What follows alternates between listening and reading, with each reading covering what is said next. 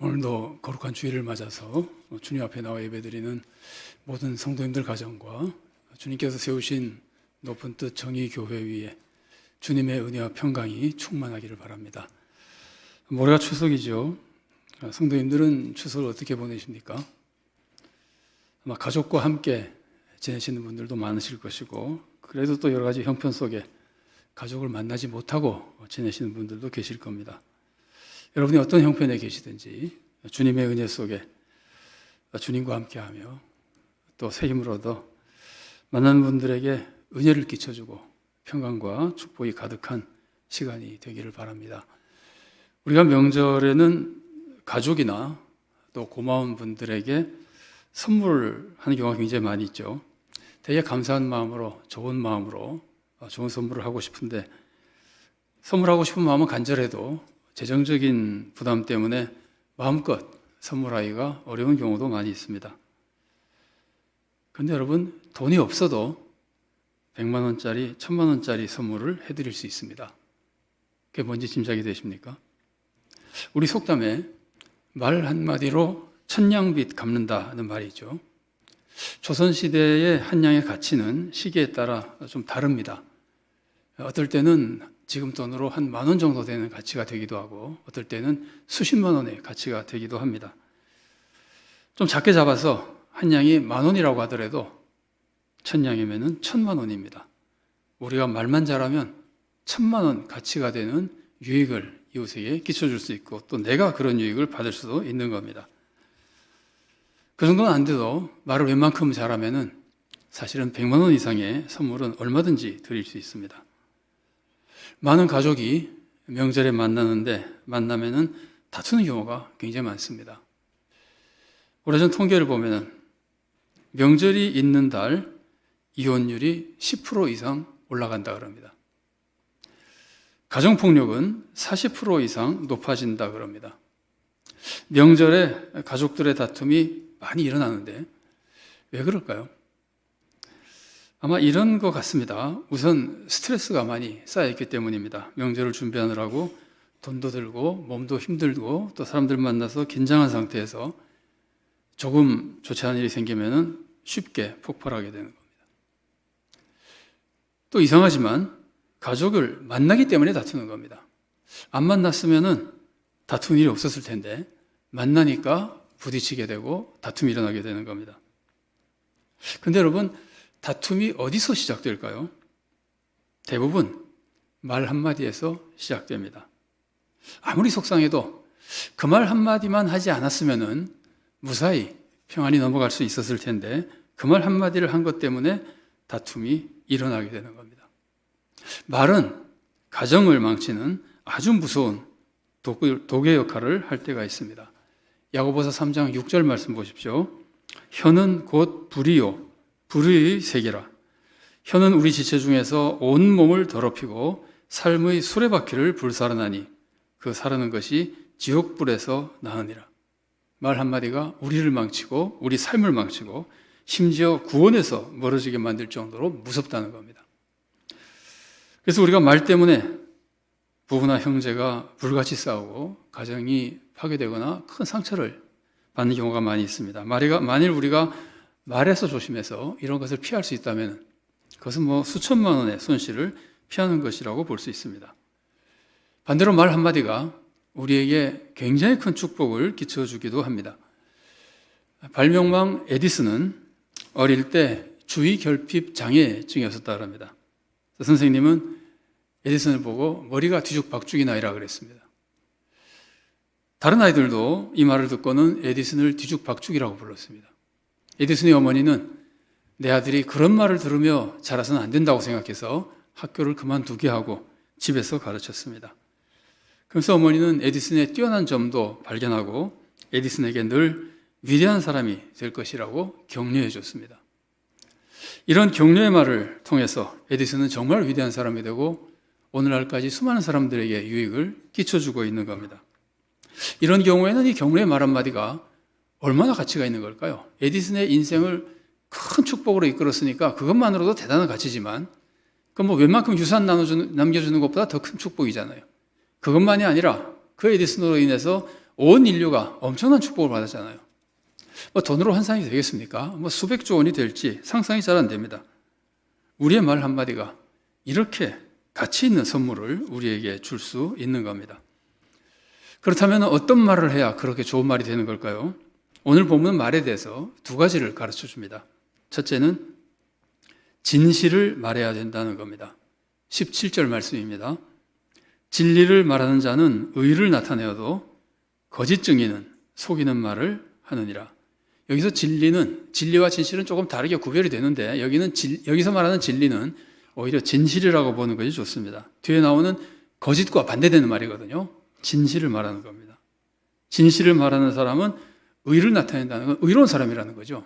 여러분, 의로운 사람은 하나님을 기쁘시게 하고 의로운 사람은 이웃에게 유익을 끼쳐줍니다. 성경에서 말하는 의라고 하는 것은 상대방이 기대하는 것을 해주는 것이고 상대방에게 유익을 끼치는 것을 의라고 합니다. 그러니까 여기서 의는 이웃에게도 축복을 끼쳐주는 겁니다. 반면에 거짓말하는 사람은 이웃을 속이는 사람이고 이웃에게 해를 끼치는 사람입니다. 또 19절 말씀 보십시오.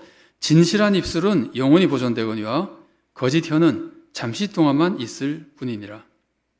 진실한 말을 하라 그러죠. 진실한 말을 하는 사람은 영원히 살아갈 수 있지만, 영생을 얻을 수도 있지만, 거짓말하는 사람은 잠시 후에 심판을 받고 파멸당하게 된다는 겁니다.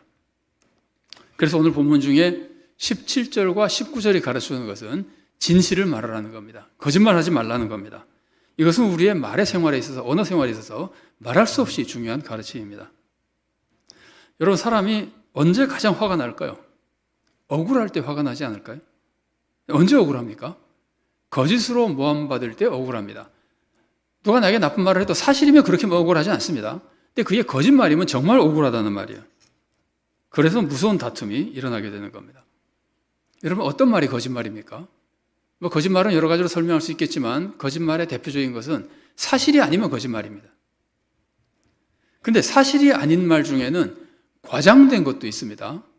열인데 스물이라고 그러면 거짓말입니다. 과장된 거짓말도 있습니다.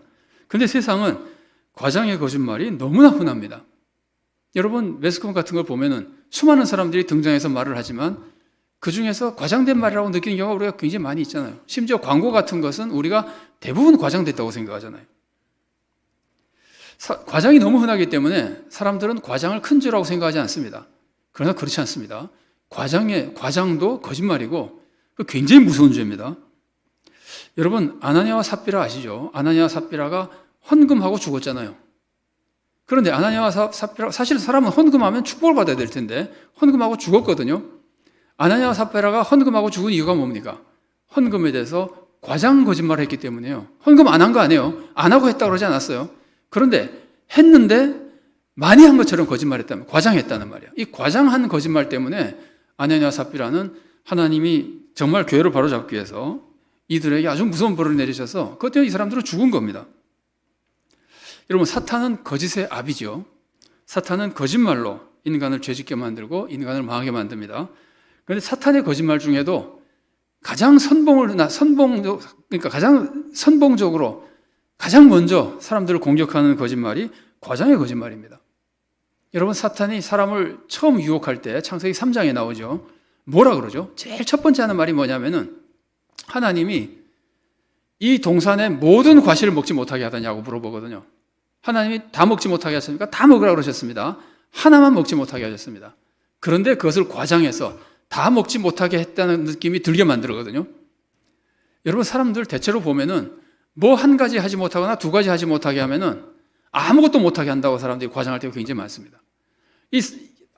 이 하와도 그런 지금 유혹에 넘어가고 있는 거예요. 그러니까 하와가 대답하는 말이 아니, 다 먹게 하고 요거 하나만 먹지 못하게 했는데 요것만 먹지 못하겠다 그러지 않습니다. 하와가 선악을 알게 하는 나무의 열매는 먹지도 말고 만지지도 말라 그랬다 그래요. 하나님 뭐 만지지도 말라 그러셨습니까? 만지지도 말라는 말을 덧붙인 것이 이미 하와에게 불만이 있다는 것을 표현하는 거예요.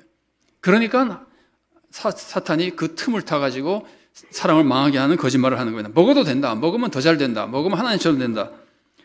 그래서 결국 사람은 넘어지고 죄를 짓고 파멸당하게 되는 겁니다.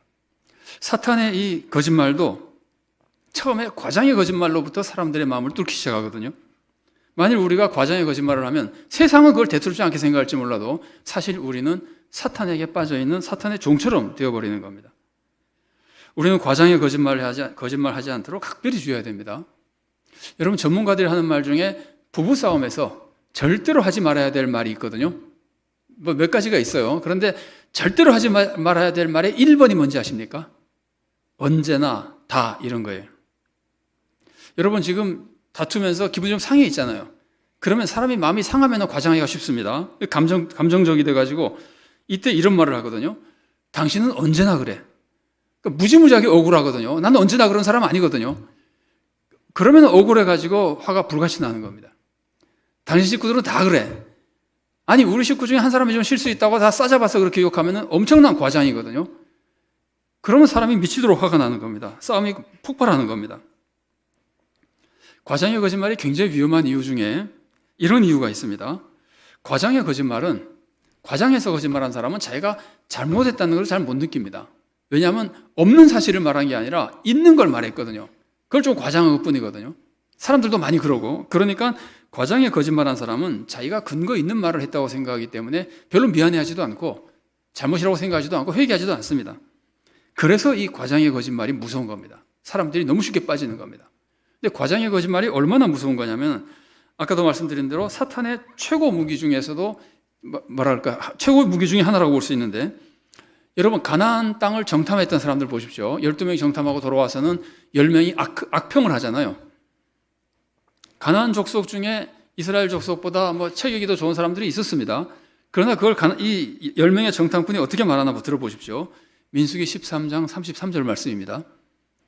거기서 네피림 후손인 아낙 자손의 거인들을 보았나니 우리는 스스로 보기에도 메뚜기 같으니 그들이 보기에도 그와 같았을 것이니라. 엄청난 과장이죠. 우리는 그 사람들 앞에 메뚜기처럼 밖에 안 되더라. 그러니까 사람들이 더 선동당하거든요. 그게 미혹돼가지고 사람들이 무섭다고 못 들어갈 것 같다고 애굽으로 돌아가자 그러다가 결국 그 성인들은 다 광야에서 죽고 마는 겁니다. 이렇게 과장의 거짓말은 악하지 않다고 생각하기 때문에 사람들이 쉽게 빠져서 무서운 것이고, 또 하나는 사람이 남과 다투게 되면 이기려고 그러잖아요.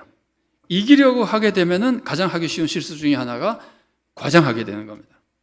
상대방의 잘못을 막 과장하고 내가 잘한 것을 막 과장하게 되는 거예요. 이기기 위해서. 제가 학교를 섬길 때 A라는 분이 저에게 B라는 사람을 멀리하라고 저에게 충고를 해줬습니다. 근데 그 사람 말을 제가 잘 공감하지 않으니까 이 사람이 계속 그렇게 얘기하다가 급기야 B는 학창시절에 깡패였다 그러더라고요. 저도 B라는 사람을 잘 알지만 깡패 아닙니다. 그냥 학창시절에 운동선수였습니다. 근데 A라는 사람이 자기 뜻을 관철하기 위해서 결국 과장해서 거짓말하고 굉장히 험악한 말이 되어버리는 거예요. 과장의 거짓말이 그래서 무서운 겁니다. 우리가 쉽게 터뜨릴 수 있는 겁니다.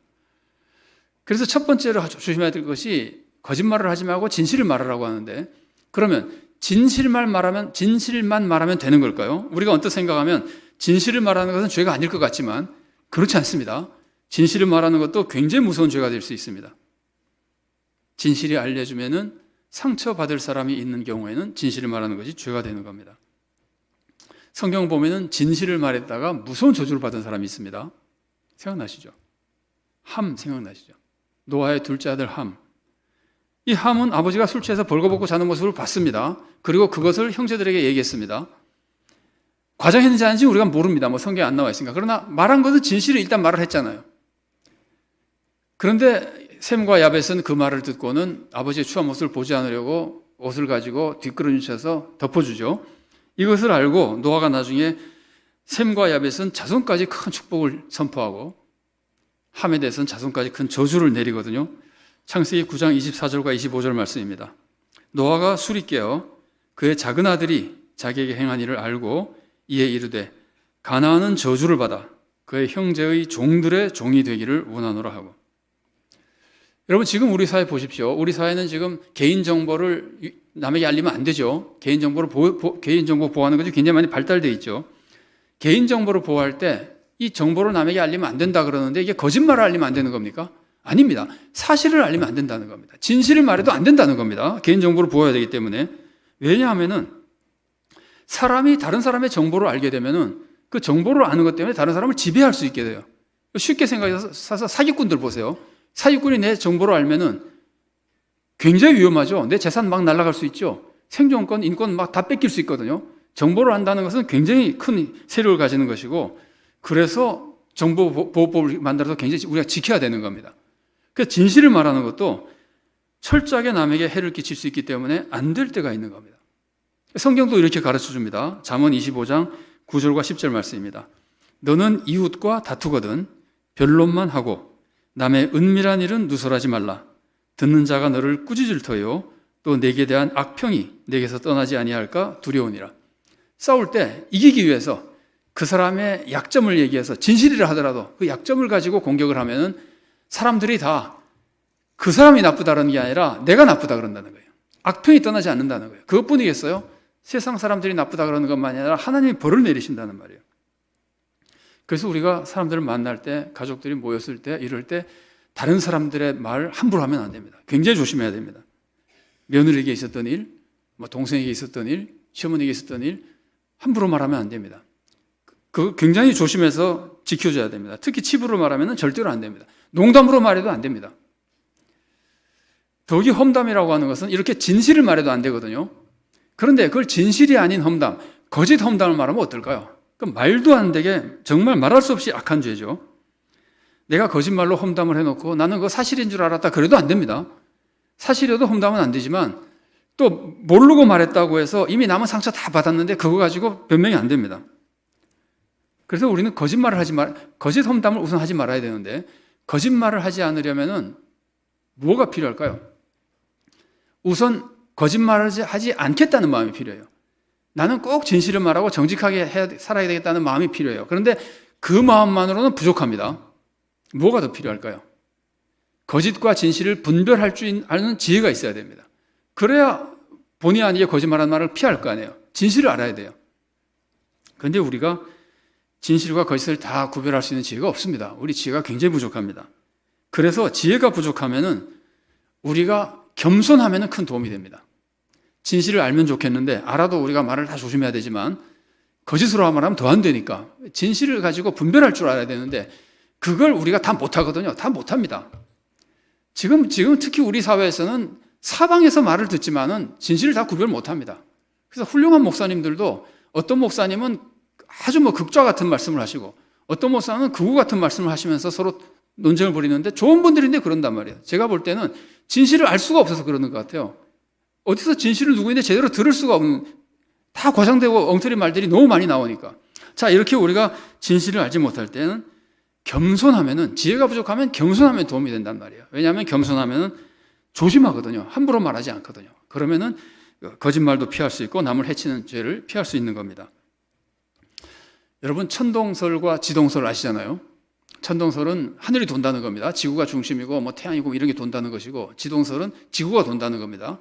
태양을 중심으로 돈다는 겁니다. 당연히 지금 우리가 다 지동설을 믿습니다.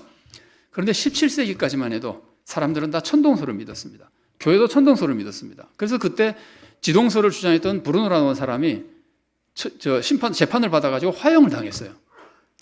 여러분 몰라서 그런 거죠. 천동설이 확실하다고 믿기 때문에 다른 말하는 사람을 죽여버린 건데 만일 이때 교회 지도자들이 겸손했다면 내가 세상 다 아는 것이 아니다.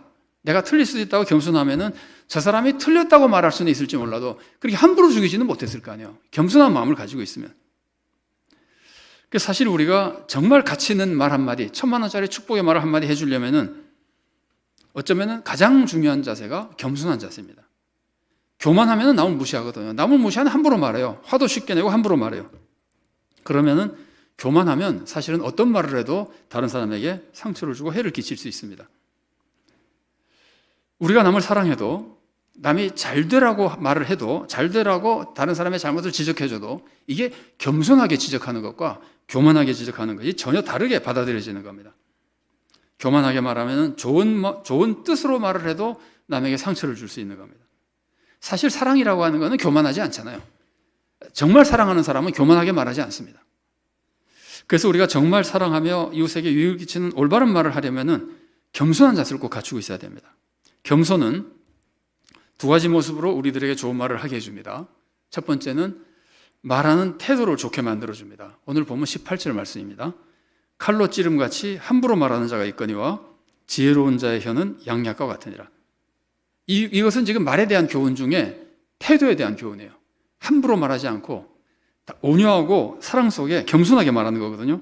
그래서 오늘 본문이 말에 대해서 가르쳐주는 첫 번째가 진실을 말하라는 것이고, 두 번째가 말하는 태도를 가르치는 거예요. 항상 겸손하고 온유하게 좋은 태도로 말하라는 거예요.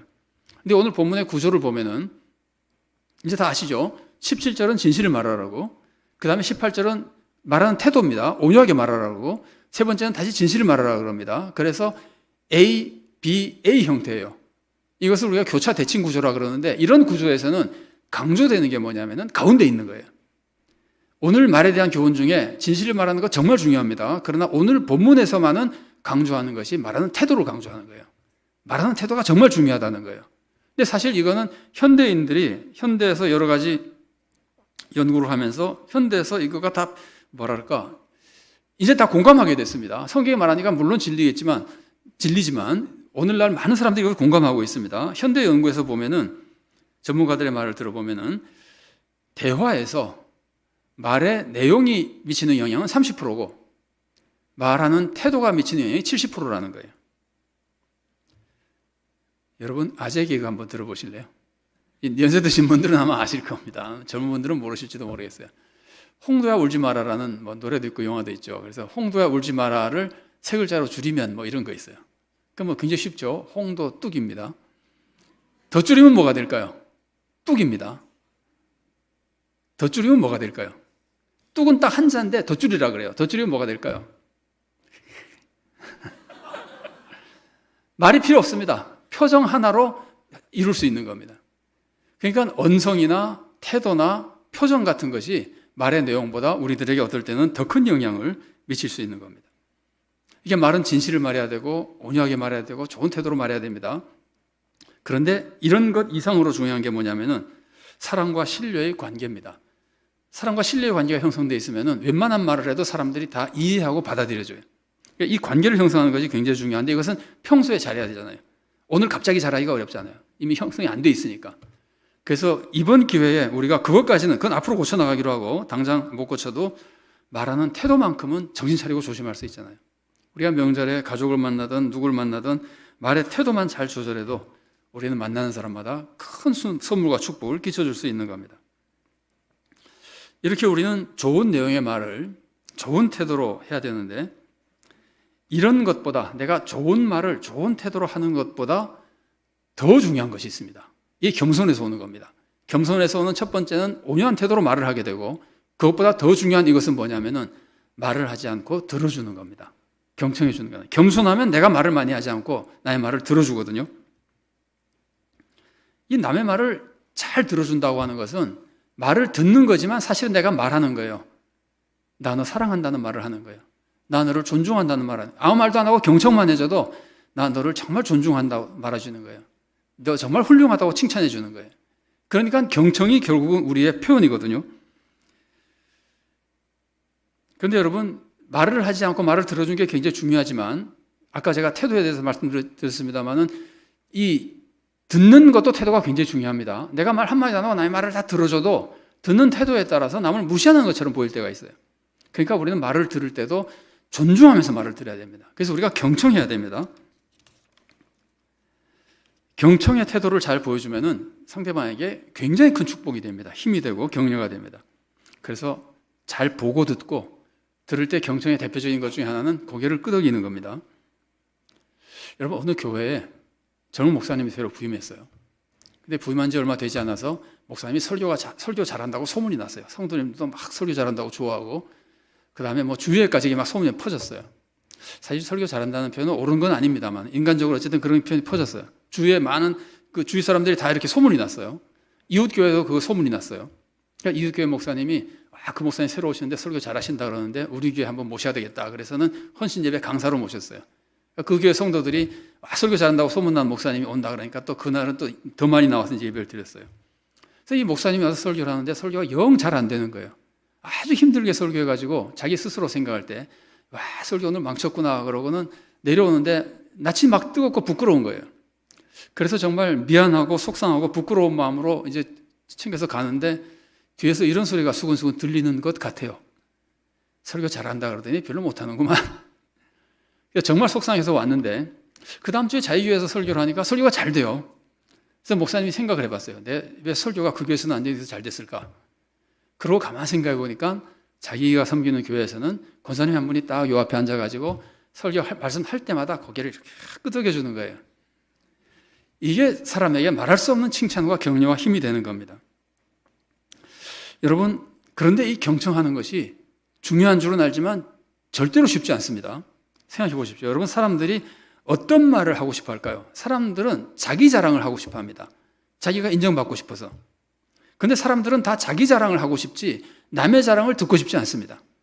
그래서 말을 하면은 그 사람은 자기 자랑을 자꾸 하려고 그러거든요. 나는 그걸 듣기가 싫거든요. 그래서 경청하는 것이 어렵다는 거예요. 우리가 그렇게 듣기 싫을 때 남의 자식 자랑하면 사람들 별로 안 좋아하거든요. 그럴 때 우리가 그걸 참고 경청해 주면은 그 사람에게 정말 100만 원짜리 선물을 해 주는 겁니다. 관계에 큰 평강과 축복이 임하는 겁니다. 또 가까운 사이라면은 자기가 고생한 걸 말하는 걸 좋아합니다. 위로받고 싶고 인정받고 싶어서. 사람들은 다 자기가 고생한 것을 말하고 싶어 하지만 다른 사람들은 자기가 고생한 걸 말하고 싶어도 남의 고생한 말은 별로 듣고 싶지 않거든요. 그래서 어떻게 고생했다고 뭐 얘기하면은 심지어 뭐 과장해서 얘기해도 이런 핀잔을 많이 듣습니다. 아이고, 그 정도 가지고 뭘 그래. 나는 더 했어. 뭐 이러면 그냥 민망해지잖아요. 근데 그럴 때 참고 받아줘야 경청이 될 수 있는 거예요. 근데 그런 말까지 우리가 다 경청해주면은 그 사람에게 큰 치유가 되고 축복이 되는 겁니다. 근데 다른 사람의 말을 경청하는 것이 좋긴 한데 그 사람이 나에게 상처 주는 말을 하면 어떡합니까? 지적질하고 속상하는 말을 하면 어떡합니까? 그래도 제일 좋은 것은 그 말을 들어줘야 됩니다. 경청해야 됩니다. 그게 성수가 믿음의 축복의 길입니다. 근데 그렇게 말을 듣고 내 마음에 상처가 남잖아요. 그럼 어떡하죠? 이걸 치유해야 되잖아요. 그러면 인간적으로, 세상적으로 쉽게 제일 좋은 방법은 나에게 좋은 말을 해주는 사람을 찾아가서 좋은 말을 들으면 됩니다. 나를 정말 사랑하는 사람을 찾아가서 그 사람과 대화하며 좋은 말을 많이 들으면 위로가 되고 축복이 됩니다. 이 좋은 말을 들어야 사람들이 치유와 새 힘을 얻거든요. 미국에서 판매왕으로 꼽힌 사람에게 판매의 비결에 대해서 물어봤어요. 그랬더니 이 사람이 이렇게 말했습니다. 내가 판매 계획을 세울 때는 다양한 제품을 가지고 나가서 판매를 하는데 판매 계획을 세울 때는 제일 처음 두세 사람은 꼭 나를 좋아하는 고객으로 정합니다. 그래서 아침에 판매하러 처음 가면은 나를 좋아하는 고객을 만나잖아요. 그럼 그 사람이 또 새 제품 잘 소개하면 사든지 안 사도 나에 대해서 좋은 말을 해주고 제품에 대해서 좋은 말을 해주거든요. 그러면은 처음에 좋은 말을 듣고 하루를 시작하잖아요. 거기서 희망이 생기고 힘이 나서 그날 장사를 하루 판매를 잘하게 되는 거예요. 그러니까 성과가 자꾸 올라가는 거예요. 여러분, 우리나라 상인들에게 이런 전통이 있죠. 처음에 가게 문을 열는데 첫 손님이 와가지고 막 흥정하다가 안 사고 가면은 뭐라 그러죠? 재수 없다 그러죠. 오늘 장사 망친다고 재수 없다 그러거든요. 저는 그게 미신인 줄 알았어요. 근데 가만히 생각해보니까 미신이 아니에요. 아주 과학적이에요. 왜냐하면 첫 손님이 와가지고 흥정하다가 물건 안 사고 가면은요, 그 손님이 나에게 이런 말 한 것과 똑같습니다. 당신 가게 상품 다 나빠. 이 말이나 똑같습니다. 당신 장사 잘 못하네 하는 말이나 똑같습니다. 그러니까 아침부터 욕먹은 거예요. 물건 하나 못 판 게 아니라 그 사람에게 욕먹은 거예요. 그러니까 기분도 나쁘고 힘도 빠지고 주눅이 들고 장사가 잘 안 되는 거예요. 그러니까 이 좋은 사람을 만나서 좋은 말을 듣는 것이 우리들에게 큰 축복이거든요. 어떻게 하면 그런 사람 만날 수 있을까요? 뭐 우리가 사실 다 서로 사랑하고 좋은 말 해주면 제일 좋겠습니다만은 가정이나 교회에서 그러면 얼마나 좋습니까? 가정에서도 좋은 말 듣고 교회에서도 좋은 말 들으면 얼마나 좋습니까? 근데 사람은 꼭 그렇지는 않거든요. 그런데 여러분, 아침마다 좋은 말을 듣고 격려와 새 힘을 얻을 수 있는 길이 있습니다. 뭔지 아시겠죠? 아침마다 성경 말씀을 읽으면은 나를 그냥 사랑만 해주시는 하나님, 그 하나님이 나에게 사랑과 위로와 축복의 말씀 주시는 것을 듣게 되거든요. 하나님으로부터 위로와 새 힘을 얻으니까 얼마나 좋습니까? 아침마다 하나님께 기도드리면은 하나님과 만나서 대화하며 새 힘을 얻게 되거든요. 그래서 우리는 아침마다 새로운 힘과 격려를 얻고 하루를 시작할 수 있게 되는 겁니다. 제가 굉장히 어려움을 겪을 때, 제 생각엔 그랬던 것 같아요. 저는 이제 상당히 어려서부터 아침마다 성경을 통독을 해왔었는데, 그때 어려움을 겪을 때는 몇 년 동안 아침마다 시편씩 23편을 읽었어요. 딴 성경 안 읽고 그냥 그것만 읽었어요. 다른 성경은 다 좋은 말씀이지만 그가 그렇게 위로가 돼서, 그러면은 그 힘든 상황에서도 하나님이 주시는 힘을 조금씩 얻을 수 있거든요. 여러분, 그래서 우리는 좋은 말을 해줘야 되는데 좋은 말도 내가 힘이 있어야 할 수 있습니다. 내 마음에 평안이 있어야 되고 내 마음에 소망이 있어야 할 수 있습니다. 내가 너무 힘들면 좋은 말도 잘 못합니다. 그러니까 우리는 하나님으로부터 항상 새 힘과 새 은혜를 입고 그 힘을 얻어가지고 가족들에게, 만나는 사람들에게, 직장인들에게, 교회에서 경청도 해주고 격려의 말씀도 해주고 축복의 말씀을 해줘야 되는 겁니다. 그러면 우리는 이웃에게 말할 수 없는 축복을 끼쳐주고 하나님이 원하시는 구원과 축복을 세상에 펼쳐나가는 주님의 귀한 성도로 살아갈 수 있는 겁니다. 우리 모두가 하나님의 사랑과 격려 속에 늘 새 힘을 얻고 가족과 이웃에게 좋은 말을 해줘서 경청도 하고 좋은 태도로 좋은 내용의 말을 해주며 우리가 서로에게 위로와 힘을 얻어서 우리의 가정, 우리 교회, 우리 사회에 주님의 평안과 축복을 끼쳐주며 우리도 주님으로부터 칭찬받는 복된 성도로 살아갈 수 있기를 바랍니다.